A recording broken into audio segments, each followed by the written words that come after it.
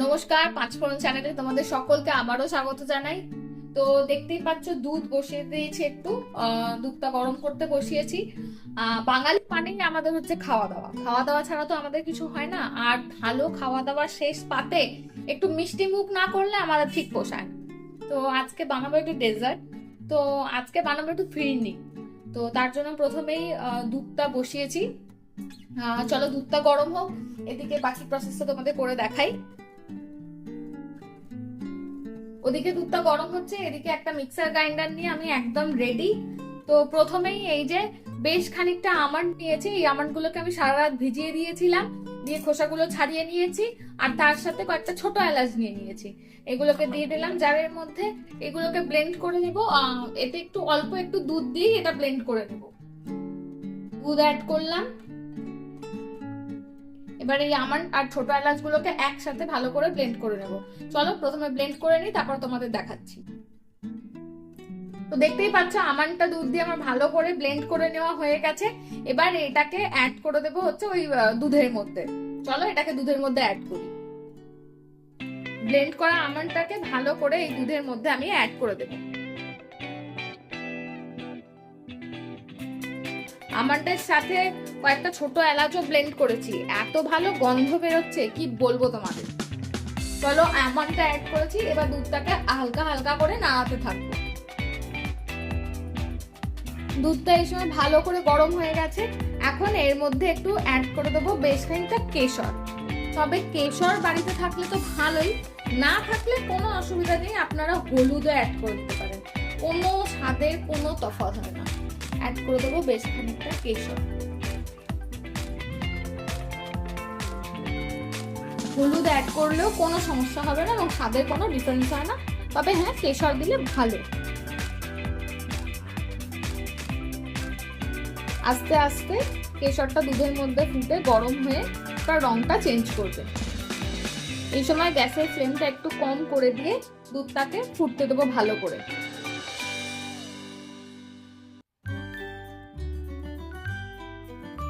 দুধটা ফুটুক, তখন আপনাদের আর একটা জিনিস দেখিয়ে দিই, চলুন। এই যে ফিরনির আর একটা মূল উপকরণ হচ্ছে চাল। আমি 50 গ্রাম মতো বাসমতি চাল আধা ঘন্টা ভিজিয়ে রেখেছিলাম, তারপর এই ছাঁকনিটা দিয়ে জল ঝরতে দিয়ে একটু শুকনো শুকনো করে নিয়েছি। এবার এটাকেও পিষে নেব। এই যে আমন্ডটা এই যে গ্রাইন্ড করলাম, আমন্ড লেগেই আছে গায়ে, তার মধ্যে এই চালটাকে পিষে নেব। তো এই চালটা পিষে নেওয়ার একটা ধরন আছে, সেটা হচ্ছে এই চালটা একদম মিহি করে পেশার দরকার নেই, একটুখানি সামান্য দানা দানা রেখে এটা পেশা হবে। তো চলুন চালটাকে এবার গ্রাইন্ড করে নিই, তারপর আপনাদের দেখাচ্ছি। তো চলুন দেখুন চালটা আবার পিষে নেওয়া হয়ে গেছে। এই যে একদম মিহি পেস্ট করিনি, একটু দানা দানা রেখে এই গ্রাইন্ড করে নিয়েছি। আপনারা এরকম গ্রাইন্ড করে নেবেন, তাহলে ফিরনির স্বাদ খুব ভালো হবে। তো চলুন আবার দুধটা ভালো করে এবার ফোটাবো। তো আপনারা দেখতেই পাচ্ছেন দুধটা আমার একদম ভালো করে ফুটছে। তো আমি গ্যাসের ফ্লেমটা একটু কম রেখেছি। তো এর মধ্যে এবার গ্রাইন্ড করা চালটাকে ভালো করে অ্যাড করে দেব।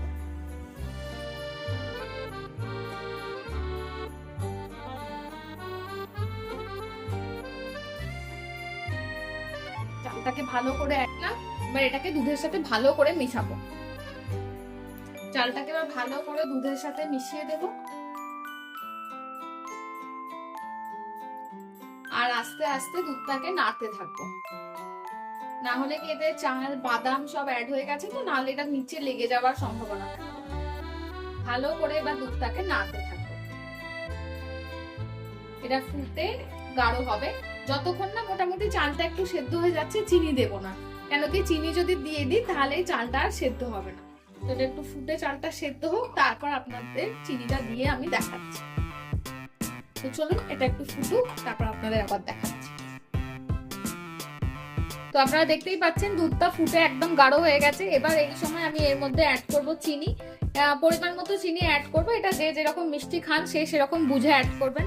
আমি অ্যাড করছি চিনি, কিছুটা অ্যাড করলাম, তারপর দেখে টেস্ট করে নিয়ে আবার দেব। তো চিনিটাকে দিয়ে এবার ভালো করে মিশিয়ে দেবো এর সাথে। দেখতেই পাচ্ছেন এটা কতটা ঘন হয়ে গেছে।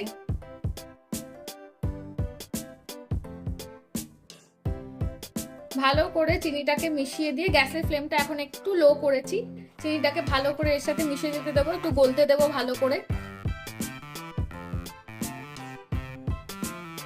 চিনিটা ভালো করে মিশে যাক, তারপর আবার আপনাদের দেখাচ্ছি। চিনিটা মিশে গেছে ভালো করে। এই সময় এর মধ্যে আমি একটু মিঠাই মেড অ্যাড করে দিচ্ছি। এটা আমার কাছে ছিল তাই অ্যাড করছি, এটা অপশনাল, এটা দিতেই হবে তার কোনো মানে নেই। মিঠাই মেডটাকে অ্যাড করে দিলাম, অ্যাড করে এটার সাথে ভালো করে এবার মিশিয়ে দেব।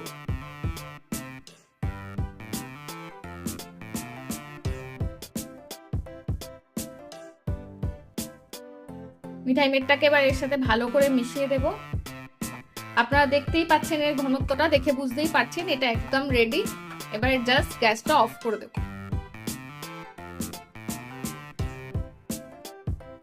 চলুন এবার গ্যাসটা অফ করে দেবো, তারপর আপনাদের বাকিটা আবার দেখাচ্ছি। এই আমার ফিরনির বাটি, আমি মাটির বাটি নিয়েছি। বাটিগুলোকে আগে একটু জলে ভিজিয়ে রেখেছিলাম। আপনারা মাটির বাটি না পেলে যে কোনো নর্মাল কাঁচের বাটিতেও এটাকে সার্ভ করতে পারেন, কোনো অসুবিধা নেই।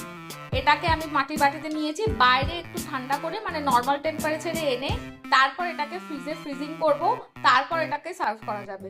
তো এটাকে এখন ফ্রিজে রাখবো, তারপর আপনাদের দেখাবো কেমন হচ্ছে।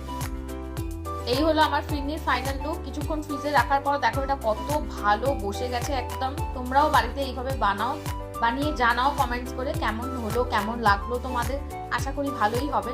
এরকম নতুন নতুন রেসিপি পেতে হলে চ্যানেলটাকে একটু লাইক শেয়ার সাবস্ক্রাইব করে দিয়ে আমাদের সাথে থেকো, পাশে থেকো। তোমাদের ভালোবাসা আমাদের একান্ত কাম্য। আজকের মতো এইটুকুই, টাটা, দেখা হবে আবার নতুন করে।